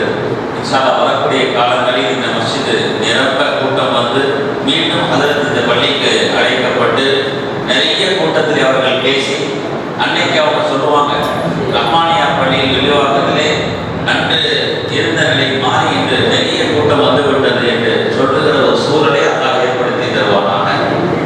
அதற்கு அவர்கள் அழைப்பை ஏற்று வருகை தந்து சிறப்புரையாற்றுவதற்காக என்னுடைய வட்டார சபை சார்பாக ஜஸாக்குல்லாஹு கைரன் என்ற துஆவோடு அல்லாஹ்வுடைய பயணத்தை சலாமத்தாக்கி சிறப்பாக்கி தருவானாக என்ற துஆவோடு வழியெடுத்து வைக்கிறோம். தயவு செய்து மற்றவர்கள் நண்பர்களை எழுப்பிவிட்ட அமல்கள். இப்பொழுது மிக முக்கியமான இந்த ஒரு நிகழ்வு, நம்முடைய சென்னை வட்டார ஜமாஅத் உலமா சபையினுடைய புதிய நிர்வாகிகளாக பொறுப்பேற்றிருக்கக்கூடிய உலமா பெருமக்கள் இங்கே அழைக்கப்பட்டிருக்கிறார்கள். அவர்களை கௌரவிக்கிற நிகழ்ச்சி இப்பொழுது நடைபெற இருக்கிறது.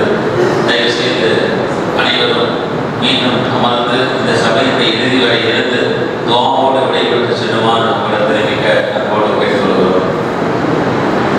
நம்முடைய வட்டார சபையினுடைய சங்கீத தலைவர் ஹதரத் அவர்கள், சென்னை மாவட்ட சபையினுடைய பொறுப்பாளர்கள், சென்னை மாவட்டத்தினுடைய தலைவராக பொறுப்பேற்று மிக சிறப்பாக செயல்பட்டுக் கொண்டிருக்கிற இந்த மஸ்ஜிதுடைய முன்னாள் இமாமாகவும் ஜமாஅத் உலமா சபையிலே கடந்த 25 ஆண்டுகளாக மிகச்சிறந்த பணிகளை செய்திருக்கக்கூடிய மௌலானா மௌலவி பி.எஸ். ஆவுல் இஸ்லாமி ஹதரத் அவர்களை நம்முடைய தலைவர் அவர்கள் பொன்னாடை போட்டி கௌரவிக்கிறார்.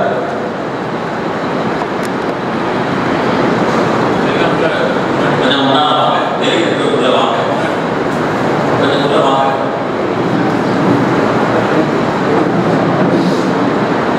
நாளை தக்பீர், நாளை இஸ்லாம்.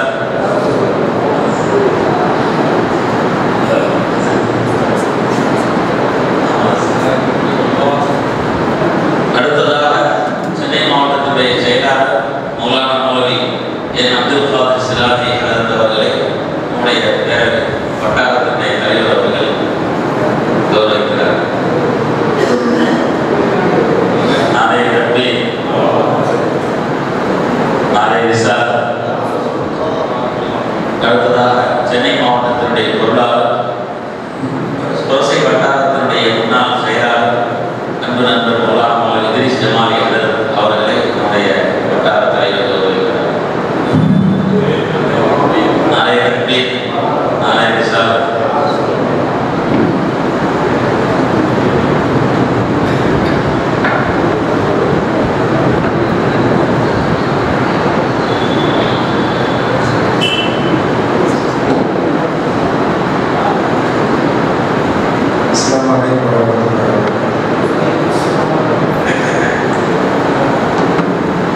சென்னை மாவட்டத்தினுடைய பொறுப்பாளர்களாக இப்போது நானும் அப்துல் காதிர் இத்ரிஸ் 3 பேரும் பொறுப்பாளர்களாக தேர்வு செய்யப்பட்டிருக்கிறோம்.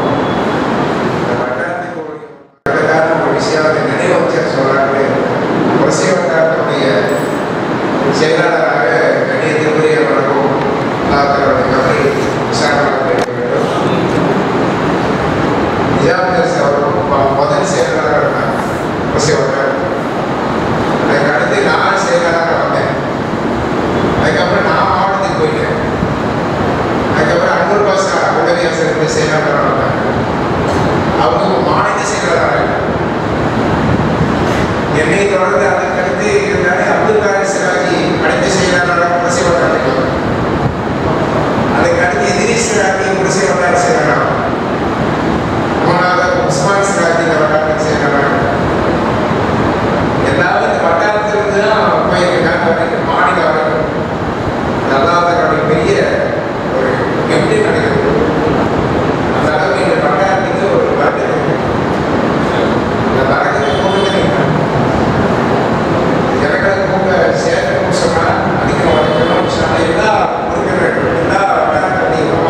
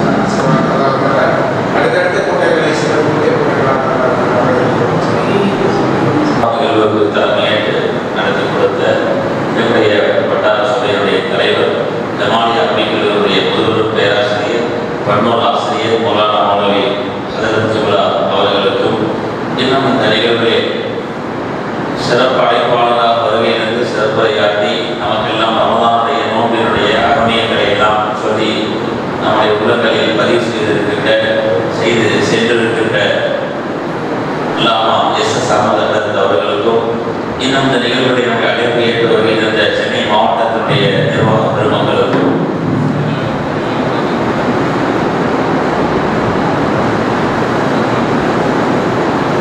அதே போல இந்த நிகழ்ச்சிக்கு எல்லா வகையிலும் ஒத்துழைப்பு வந்து மசூதி இமாம் மற்றும் இந்த மசூதி நிர்வாக பெருமக்கள் வருகை தந்திருக்கின்ற எல்லோர்களையும் நாங்கள் நன்றியோடு நினைவு கூறுகிறோம். உங்கள் அனைவருக்கும் அல்லாஹ் நிறைவான நற்கூலிகளை தருவானாக என்று சொல்வதோடு இந்த நல்ல நேரத்திலே நாம் பல உலமாக்களுடைய பயானை கருத்துக்களை நாம் கேட்டு பயன்பெற வேண்டும் என்கின்ற நல்ல நோக்கத்திலே இப்பொழுது அகர்த்தவர்களை தொடர்ந்து சென்னை மாவட்டத்தினுடைய பொறுப்பாளர்கள் ஆய்வுகள் இருக்கிறார்கள். பல மணி நேரம் பேசுகிற சிறந்த சிந்தனையாளர்கள் நம்ம வட்டார தலைவருடைய வேண்டுகோளுக்கு இணங்க வாழ்த்துறையாக ஒரு 5 நிமிடம் நம்முடைய வட்டார பொறுப்பாளர்கள் 2 பேர் நமக்கு மத்தியில் இப்பொழுது சிறிது நேரம் பேசுவார்கள். அதை தொடர்ந்து துஆவோடு இந்த நிகழ்ச்சிகள் சென்னை மாவட்டத்தினுடைய ஜமாத் உலமாவுடைய செயலாளர் ஆசிரியர் புதிய மாணவர்களை முதல் கால சிராஜி அவர்கள் சிறிது நேரம் இந்த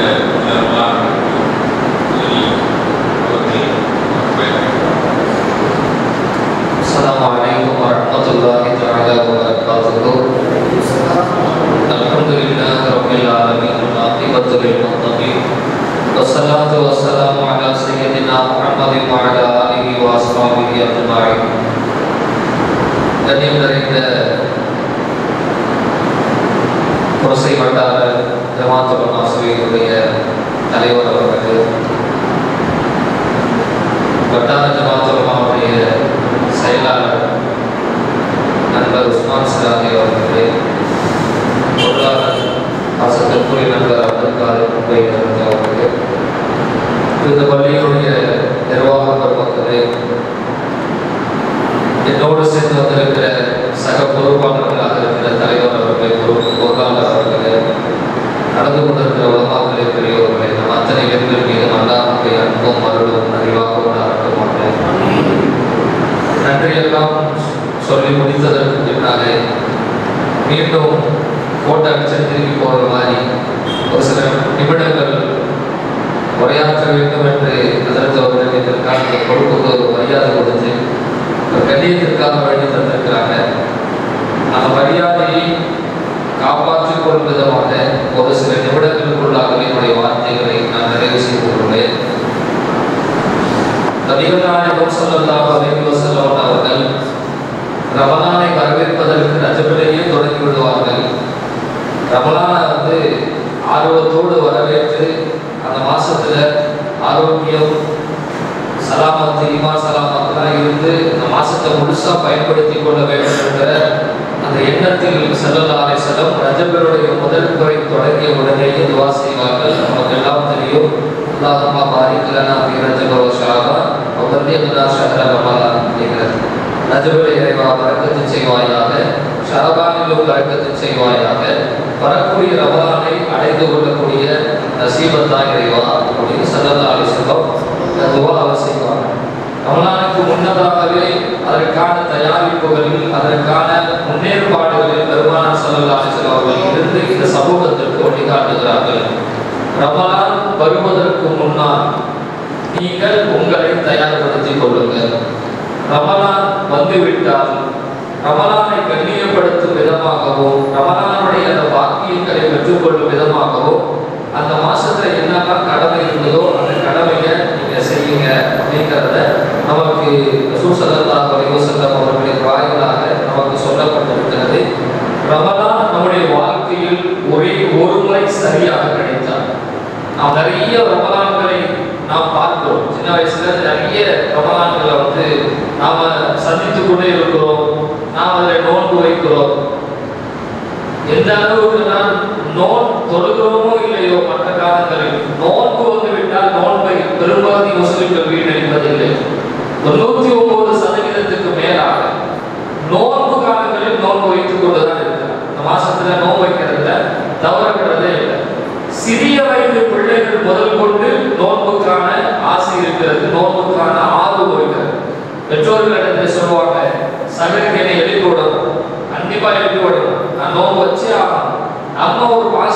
நம்ம ஒரு பிள்ளைக்கு எதுவுமே எந்த செட் ஆகாது, அது வந்து சரியா வராது, பசி தாங்காது அப்படிங்கிற ஒரு அன்புல நாம என்ன செய்வோம்னா சரி சரி எழுப்புறோம்னு சொல்லிட்டு நம்ம தொங்க விட்டுருவோம். ஆனா அந்த குழந்தை இருக்குது எந்திரிச்சு அடம் பிடிக்கும், நான் இப்படியே நோக்க வச்சுக்கிறேன், நான் தண்ணி குடிக்க மாட்டேன் என்று அடம் பிடிக்கிற அந்த காட்சிகளை நம்முடைய வீடுகளில் நாம் பார்த்தோம்.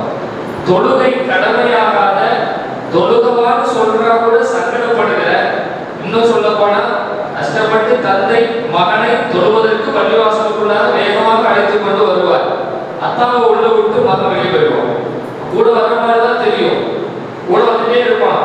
ஏன்னா சோசலாக சொன்னாங்கல்ல, 7 வயசு ஆனவனே தொழுக சொல்லுங்க, 10 வயசு ஆனா நீங்க தொழுக சொல்லி அடிச்சு தொழுக சொல்லுங்க. அவர் ஆசையில மகனை தொழுக வைக்கணுங்கிறதுல கையோட பிடிச்சு கூட்டிட்டு வந்து பள்ளிவாசல விட்டா அவர் தந்தை நினைக்கிறார், தகப்பன் நினைக்கிறாரு நம்ம மகனை பள்ளிவாசலுக்கு நாம கூட்டிட்டு வந்தோன்னு. ஆனா பையன் எப்படி இருக்கிறான்னா அத்தாவை கூட்டிட்டு உள்ள விட்டு அவன் போயிட்டான். இந்த மாதிரி நிலைமையில் இருக்கிற அந்த குழந்தைகள் கூட நோன்புடைய காலங்களில் அவர்கள் நோன்பு வைப்பதற்கு ஆசைப்படுவது மாத்திரமல்ல, நாம வற்புறுத்தி கொடுத்தாலும் தண்ணி குடிப்பது. வற்புறுத்தி கொடுத்தால் நான் நோன்பு வச்சிருக்கேன், நான் தண்ணி குடிக்க மாட்டேன், அந்த கடைசி வரைக்கும் அந்த நோன்பை பேண வேண்டும் என்ற அந்த பேணுதல் இந்த நோன்பு அந்த குழந்தைகளுக்கும் தருகிறது என்று சொன்னால் அந்த பாக்கியம் எவ்வளவு பெரிய பாக்கியம். அதனால்தான் ஸல்லல்லாஹு அலைஹி வஸல்லம் சொன்னாங்க, ஒரே ஒரு ரமலான் நம்முடைய வாழ்க்கையில் சரியாக கிடைத்து விட்டால் அது ஒன்று நமக்கு போதுமா. அப்ப நம்ம வாழ்க்கையில நிறைய ரமலான்களை சந்திக்கிறோம், ஆனாலும் சரியான ரமலானாக நம்முடைய வாழ்க்கையை அமைய வேண்டும் என்பதற்காக வேண்டித்தான் இது போன்ற நிகழ்வுகள்லாம் ஏற்பாடு செய்து மாசம் வர்றதுக்கு முன்னாடியே எல்லாரையும் கூப்பிட்டு வச்சு இந்த நோம்புல என்னெல்லாம் செய்யணும், எப்படி இருக்கணும், எப்படி நீங்க வந்து உங்களுடைய நோன்பு காலங்களை நீங்கள் கழிக்க வேண்டும், நோன்பு எப்படி வைக்கணும், குர்ஆன் எப்படி ஓதணும், சதகாக்கள் செய்தால் எப்படி செய்ய வேண்டும் என்று வழிகாட்டுவதற்காக வேண்டித்தான் இந்த உலமா சபை இது போன்ற நிகழ்வுகளை ஏற்பாடு செய்து உங்களுக்கு முன்னாலே ஆர்வப்படுத்திக் கொண்டிருக்கிறது. அந்த வகையில் இன்றைய தினம் உங்களுக்கு முன்னாலே வட்டார ஜமாத்துல் உலமா சபை இதை ஏற்பாடு செய்து உங்களுக்கு முன்னாலே தந்திருக்கிறது. நாம் எதை கேட்டோமோ அதன்படி நாம் ஞாபகத்தில் வைத்துக் கொண்டு ரமலானை நாம் கழிக்க வேண்டும். அந்த ரமலானுடைய சைடு வரக்காத்துகள் அத்தனை நாம் ஒரு அணு குறைவில்லாமல் நாம் பெற்றுக்கொள்ள வேண்டும். நம்முடைய வாழ்க்கையில் இது போன்ற நிறைய ரமலான்களை சந்திக்க வேண்டும். அல்லாஹ் அதற்கு அருள் புரிவானாக. இந்த துஆ செய்தவர்களாக வாய்ப்புக்கு நன்றி கூறி நிறைவு செய்கிறேன். அடுத்ததாக மாவட்டத்தினுடைய பொருளாதார பொறுப்பேற்றிருக்கின்ற நம்முடைய வட்டாரத்தின் முன்னாள் செயலாளர் மௌலானா மௌலவி இத்ரீஸ் கைசி பாசில் ஜமானி அவர்கள் أعوذ بالله من الشيطان الرجيم بسم الله الرحمن الرحيم الحمد لله رب العالمين والصلاة والسلام على سيدنا محمد وعلى آله وصحبه أجمعين புகழனைத்தும் இறைவனான அல்லாஹ் ஒருவனுக்கே உரித்தாவட்டமாக. சலாத்தும் ஸலவாத்தும் பெருமானார் முஹம்மது ரசூலுல்லாஹி ஸல்லல்லாஹு அலைஹி வஸல்லம் அவர்கள் மீதும் நம்முடைய வாழ்க்கை வழிமுறை பின்பற்றி வாழ்ந்த உத்தம சத்திய சஹாபாக்கள், தாபிஈன்கள், தபா தாபிஈன்கள், எல்லோரும் சோதாக்கள், குறிப்பாக இங்கே கூடியிருக்கின்ற அனைவரும் மீதும் அல்லாஹ்வினுடைய ரஹ்மத்தும் பரக்கத்தும் மக்ஃபிரத்தும் ஜன்னத்தும் பெருமானார் நபிகள் ஸல்லல்லாஹு அலைஹி வஸல்லம் துஆ பரக்கத்தும் ஷஃபாஅத்தும் இந்த ஷஅபான் மாதத்தின் பரிபூரணமான பரக்கத்தும் ரமலான் மாதத்தை அடைகிற பாக்கியத்தை அல்லாஹ் அனைவரும் மீதும் அருள்பறையாக தந்தல் புரிவானாக.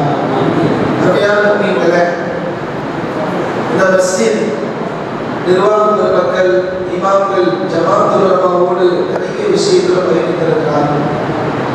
இப்பொழுது தலைவராக இருக்கக்கூடிய ஹாஜியார் அவங்க எங்கள் ஜமாத்துல் உலமாவுடைய நிர்வாக மக்கள் வருகிறோம் என்று சொன்னாலே எப்பொழுதுமே ஹாஜியார் பட்ட மனம் போட்டு வரவிருப்பாங்க. அல்ஹம்துலில்லாஹ், எங்கள் வட்டார ஜமாத்துல் உலமா சபைக்கும் இந்த மஸ்ஜிதுக்கும் நிறைய நிகழ்வுகள், நிறைய தொடர்புகள் உண்டு. அல்லாஹ் வெவ்வேறும் பல நிகழ்வுகளை இந்த மஸ்ஜித் நிர்வாக மக்கள் மூலமாக இமாமின் மூலமாக அல்லாஹ் இந்த மஹல்லாவுக்கு நடத்தி தருவாங்க. ஒரே ஒரு செய்தியை சொல்லி நான் நிறைவு செய்கிறேன். அல்லாஹ் தஆலா ரமலானை நமக்கு தர இருக்கிறார். இன்ஷா அல்லாஹ் ரமலானை அடைந்து சலாமத்தான பள்ளியிலே இபாதத் செய்கிற பாக்கியத்தை அல்லாஹ் நமக்கும் உலகம் மீது அத்தனை பேருக்கும் அல்லாஹ் தந்தருவாங்க. ரமலான் அல்லாஹ் ஏன் நமக்கு தருகிறார் என்று சொன்னால், இதுக்கு முன்னால் வாழ்ந்த நபிமார்கள் எல்லாம், உதாரணத்துக்கு நூறு நபி எடுத்துக்கிறோம்னா 950 வருஷம் வாழ்ந்தாங்க. அவங்க எவ்வளவு அமல் செஞ்சிருப்பாங்க. அப்ப அவங்க அமல் முன்னாடி போய் நிற்கும். அவ்வளவு அமல் செஞ்சு அந்த மக்கள் எல்லாம் நூறு நபியுடைய மக்கள் முன்னாடி இருப்பாங்க. மூசா அலைஹிஸ்ஸலாம் அவங்க எடுத்துக்கிட்டோம்னு சொன்னா 500 வருஷம் வாழ்ந்தாங்க அவங்க மக்கள். 550 வருஷம் வருகிறது. அவங்க அமல்ல முன்னாடி இருப்பாங்க. நம்ம எடுத்துக்கிட்டோம்னு சொன்னா நம்மளுடைய ஆயுள் 60க்கும் 70க்கும் மத்தியில. ஆனா அது கூட இன்னைக்கு கேரண்டியான்னு சொன்னா இல்லை. அல்லாஹ் நம்ம எல்லோருக்கும் நீண்ட ஆயுள் நிறைந்த சுகத்தை நல்ல செய்கிற பாக்கியத்தை தருவாங்க. அப்ப நாம இந்த 60 வருஷம் 70 வருஷத்துக்கு மத்தியில அமல் செஞ்சாதான் கூட 60 வருஷம் தான் போய் நிற்போம். ஆனா அவங்க 950 550 நிற்பாங்க. அப்ப இந்த மாதிரியான நேரத்துல நாம அமல்ல முந்தி இருக்க வேண்டும் என்பதற்கு தான் அல்லாஹ் ரமலானை தந்து, ரமலானில் லைலத்துல் கத்ர் இரவை தந்து, அந்த இரவில் நீங்கள் அமல் செய்தால் ஒரே ஒரு ரமலானை நீங்கள் பெற்று அந்த ரமலானில் ஒரே ஒரு லைலத்துல் கத்ர் இரவை உங்கள் வாழ்க்கையில் அடைந்து விட்டால் 84 வருஷம் 4 மாசம் இபாதத் செஞ்ச நன்மை நமக்கு கிடைச்சிடும். ஒரே ஒரு லைலத்துல் கத்ர் இரவை ஒரே ஒரு ரமலானை நம்ம அடைஞ்சிட்டோம்னா அல்லாஹ்வுடைய கிருபையில 84 வருஷம் 4 மாசம் 3 மாசம் என்ற நன்மை நமக்கு வந்துடும். ஒரே ஒரு இப்போ 10 ரமலானை நம்ம பெற்றுட்டோம் அல்ஹம்துலில்லாஹ் சொல்லி 10 லைலத்துல் கத்ர் இரவு நமக்கு கிடைச்சிச்சுன்னா 850 வருஷம் அல்லாஹ்வுடைய கிருபையில நம்ம வந்து அமல் செஞ்சு மூசா அலைஹிஸ்ஸலாம் அவங்க மக்களை தாண்டிடுவோம். நூஹ் நபி அலைஹிஸ்ஸலாம் அவங்க மக்களுக்கு பக்கத்தில் போய் நிற்கிறோம். இன்னும் நம்ம வாழ்க்கையில அதிகமான ரமலானை அடைந்து அமல் செஞ்சோம்னா அல்லாஹ்வுடைய கிருபை என்னாயிரும், நம்ம முன்னாடி போய் நன்மை இருப்போம் என்பதற்கு தான் அல்லாஹ் இந்த ரமலானை தந்திருக்கிறார். அந்த ரமலானிலே 1000 மாதங்களை விட சிறந்த லைலத்துல் கத்ர் இரவை தந்திருக்கிறார் என்று அல்லாஹ்வுடைய தூதர் ஸல்லல்லாஹு அலைஹி வஸல்லம் சொல்லி தந்திருக்கிறார். அப்படிப்பட்ட இந்த ரமலானை நாம் புனிதமாக கருத வேண்டும். இந்த ரமலான்ல நம்ம செய்ய வேண்டிய ஒரு 2-3 விஷயத்தை மட்டும் ஞாபகத்தில் வச்சுக்கிறோம். அதை பின்பற்றுறது தௌஃபீக் தருவாங்க. தினமும் சஹருக்கு எந்திரிப்போங்க. சஹருக்கு எந்திரிக்கிறப்ப தஹஜ்ஜுத் தொழுகாம நான் சஹர் வைக்க மாட்டேன் அப்படின்னு ஒரு உறுதி எடுத்துக்கணும். எடுத்துக்கலாமா? அது 8 ரக்காத்தா இருக்கட்டும், அல்லது 4 ரக்காத்தா இருக்கட்டும், அல்லது ஒரு 2 ரக்காத்தாவது நம்ம என்ன செய்யணும், தொழுதுட்டு தான் சஹர் சாப்பிடணும் என்ற ஒரு நியத்தை, ஒரு உறுதியை நாம் எடுத்து பழகணும்னு சொன்னா அந்த 30 நாள் சஹர்லையும் தஹஜ்ஜுடைய பழக்கம் வந்துடும். அதுக்கு அடுத்த மாதங்களையும் அல்லாஹ் அந்த பழக்கத்தை நமக்கு நசீபாக்கி தருவான். அந்த தஹஜ்ஜுதோட ஒரு இஸ்திக்ஃபார், அஸ்தக்ஃபிருல்லாஹ் அல்-அலீம் என்ற ஒரு இஸ்திக்ஃபாரை குறைஞ்சது ஒரு 100 தடவையாவது ஓதுகிற ஒரு பழக்கத்தையும் நாம் அந்த சஹர் நேரத்தில் அந்த சஹர் செஞ்சுட்டு கூட என்ன செய்யணும், இஸ்திக்ஃபார் கேட்கணும். சஹர் முன்னாடி டைம் இருந்தா ஓகே, இல்ல சஹர் சாப்பிட்டுட்டு ஒரு 100 தடவை இஸ்திக்ஃபார் செஞ்சுட்டு வாபஸ் வரவே பள்ளிவாசலுக்கு வந்துடும். இது முதலாவது விஷயம். இரண்டாவது விஷயம் என்னன்னு சொன்னா, நோன்பு திறக்கிறப்ப கண்டிப்பா துஆ செய்யணுன்ற அந்த எண்ணத்தையும் நியத்தையும் நம்ம உறுதியா எடுக்கணும். ஏன்னா நோன்பு திறக்கிறப்ப கடைசி ஒரு 5 நிமிஷம் தான் பயங்கரமான போராட்டமா இருக்கும். 5 நிமிஷம் தான் இருக்கும். கடிகாரத்தை பார்ப்போம், கஞ்சி கொட்டாவை பார்ப்போம், கடிகாரத்தை பார்ப்போம், கஞ்சி கொட்டாவை பார்ப்போம். என்னடா உள்ள போதவே மாட்டேங்க அப்படின்ற மாதிரி மனசு இருக்கும். நேரம் போறதுக்கு வடையெல்லாம் பிச்சு போட்டுட்டு இருப்போம். இன்னும் 2 நிமிஷம் இருக்குது, அது வடையை அப்படியே கலக்கி விட்டுட்டு இருப்போம். இன்னும் 1 நிமிஷம் இருக்குது. அது ரொம்ப போராட்டமான ஒரு நேரம். அந்த நேரத்துல மோதினார் அந்த பக்கம் கிராஸ் பண்ணாருன்னா இவரே எங்க வந்தாரு, போய் மைக் சுவிட்ச் போட சொல்லுங்க, இவருக்கு வேற இல்லையா அப்படின்ற மாதிரி டென்ஷன் ஆகும். அந்த நேரத்துல நம்ம என்ன செய்யணும், துஆவை உட்கார்ந்து சொன்னா 5 நிமிஷம் ஆகும். துஆ ஏற்றுக்கொள்ளப்பட நேரம் தான் இஃப்தாருடைய நேரம். அதனால யாரை பத்தி கவலைப்படாம முன்னாடி கஞ்சி கொடுத்தா இருக்குதா இல்லையா கூட பார்க்க தேவையில்லை. நம்ம அல்லாஹ்ட்ட துஆ கேட்டோம்னு சொன்னா அந்த நேரமும் வேகமாக போய்விடும். யார் மீது நமக்கு கோபமும் வராது. அந்த நேரம் புனிதமான நேரமாக மாறி துஆ கபூலாக அந்த வாக்கியத்தை நம்ம பெற்றுக்கொள்வோம். அல்லாஹ் அந்த நசீபை நமக்கு தருவாங்க. ரெண்டாச்சா மூணாவது ஒன்று இதோட முடிச்சுக்கணும். மூணாவது என்னன்னா, முடிஞ்ச அளவுக்கு சத்தங்களும் பள்ளி வாசல்ல எந்த பிரச்சனையும் பண்ணாம மௌனமா போயிருக்கு.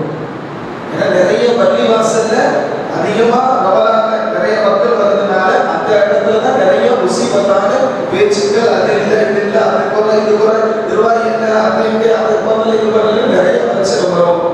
அல்ஹம்துலில்லாஹ் இருந்த அனுபவிப்பு இல்லைன்னா பேசாம போயிடுவோம். நம்மளால மகல்லாவுக்கோ பள்ளிகளுக்கோ நிர்வாகத்துக்கோ எந்த விதமான பிரச்சனை வருகிற மாதிரி நாம் குறை பேசுவதோ அல்லது இல்லாமல் இருந்தாலும் கூட அதை எடுத்து சொல்வதற்கு வல்லாமல் வேறு மாதிரி பேசுவதோ அதனால் நோன்பை பாடுபடுத்துகிற மாதிரி ஆகிவிடும். எனவே அந்த மாதிரியான பேச்சுகளில் ஈடுபடாமல், எந்த விதமான சந்தை சஞ்சரில் ஈடுபடாமல் பள்ளிவாசல்களில் மிகவும் அமைதியாக இருந்து அந்த ரமலானை நாம் சந்தைப்படுத்த வேண்டும் சொன்னால் அல்லாஹ் தஆலா ரமலானை முழுமையாக அடைந்த நண்பர்களுடைய கூட்டத்திலே நம்மையும் சேர்த்து வைப்பார் என்பதை சந்தேகமில்லை. அப்படிப்பட்ட நல்லவர்கள் செய்கிற ரமலானாக அல்லாஹ் இந்த ரமலானை நமக்கு குடும்பத்தார்களுக்கும் உலக மக்கள் அத்தனை பேருக்கும் அல்லாஹ் நசீபாக்கி தருவானாக. நபி ஸல்லல்லாஹு அலைஹி வஸல்லம் வாலி ஸல்லல்லாஹு அலைஹி வஸல்லம் வாஹிரு தஅவானா அல்ஹம்துலில்லாஹி ரப்பில் ஆலமீன். அஸ்ஸலாமு அலைக்கும் வரஹ்மத்துல்லாஹி வபரகாத்துஹு. ஜஸாக்கல்லாஹு கைரன். ஏற்கனவே அனைவருக்கும் சுக்ரியா ஜஸாக்கல்லாஹு சொல்லியிருக்கிறோம். இப்பொழுது நிறைவாக துவாவை உணர்ந்து அவர்கள்